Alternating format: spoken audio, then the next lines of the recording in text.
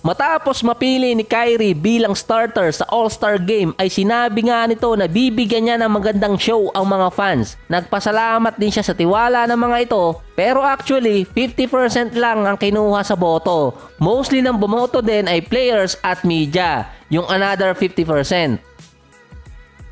Noong mga nakarang araw naman ay lumabas ang report na nag-request ang kampo ni Kyrie ng $200 million na contract extension sa loob ng 4 na taon. Patas naman kasi yon dahil nga lagpas na rin si Kyrie sa 10 years sa service niya sa NBA. Nasa 35% max contract yon. So fair deal yon kung kontrata lang ang usapan natin. 30 years old pa lang si Kyrie. Iba pa kapag yung nangyari talaga dati na mayroong mga issue. Pero ang exciting doon sa mga fans bukod sa sinabi ni Kyrie, dahil simula ng regular season nagkaroon nga ng mga rumors na si Kyrie ay nagpapatrade sa Lakers. Meron ding rumors na lilipat si Kyrie sa Lakers kapag free agency para makasama si LeBron. Ngayong All-Star naman ay hindi pa alam kung makikita or makukuha si Kyrie ng Team LeBron dahil sabi ko nga sa last video ko, iba mamili si Giannis, advantage yun kay LeBron. Sabi pa nga ni Kyrie dati nung nag-umpisa ng merong team captain sa All-Star, tingnan natin kung pipiliin siya ni LeBron sa kanyang team. Magiging hype kasi yon dahil nga sa mga rumors na lumabas noong mga nakaraang buwan. Kasi tatlo lang din ang pamimilian, either si Steph, Luka, or si Kyrie. Pero si Luka mamaya tingnan natin din kasi nagkaroon ng injury.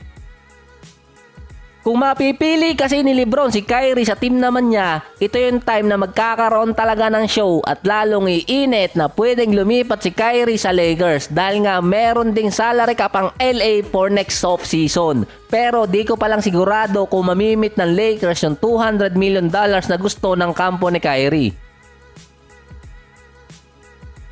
Tumatalab naman ang Magic pa ng Orlando dito sa Boston. 3 sunod na talo. Isa pa doon yung free throws nito si Jaylen Brown ng overtime. 2 ang sumablay sa crucial seconds pa ng game na yon. Either kasi tabla or may chance manalo ang Boston kontra sa Knicks.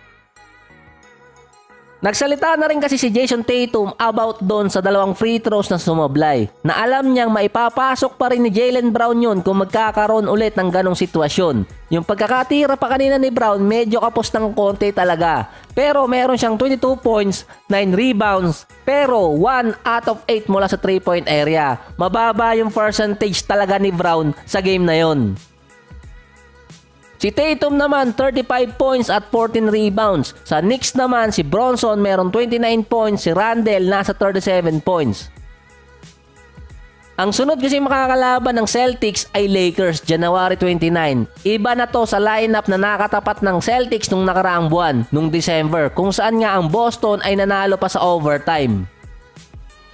Ang Dallas naman nanalo versus Phoenix Suns. Number 6 pa rin ngayon ang Dallas. Kaso dito pa rin sa baba ay dikit-dikit. Si Dinwiddie umiscore ng 36 points at 9 assists. Sa Phoenix kahit natalo sila doon, bumabalik na rin kasi ang usual lineup nila. Minus Booker na lang. Si Cam Johnson meron 22 points. Galing pa sa torn meniscus injury yan. Si CP3 meron 22 points at 10 assists. Nanalo ang Dallas doon. Ang problema lang na-injured si Luka. Na-sprain ang paa niya. Ang problema lang dyan, hindi nilabas ang report kung makakalaro ba agad siya sa susunod na game or ilang araw siya ipapahinga at anong degree yung injury nitong si Luka. So chinek ko na lang din sa medical website kung gaano katagal posibleng mawala si Luka sa lineup nitong Dallas. Sabi nga sa ibang mga comments, dito nga lang sa Pilipinas, bote lang ang katapat niyan. Kaso NBA to, $1 million ang usapan sa kontrata ng mga players. Na kapag natuluyan lumala ang injury ng isang player, babay na yung $200 million sa team owner.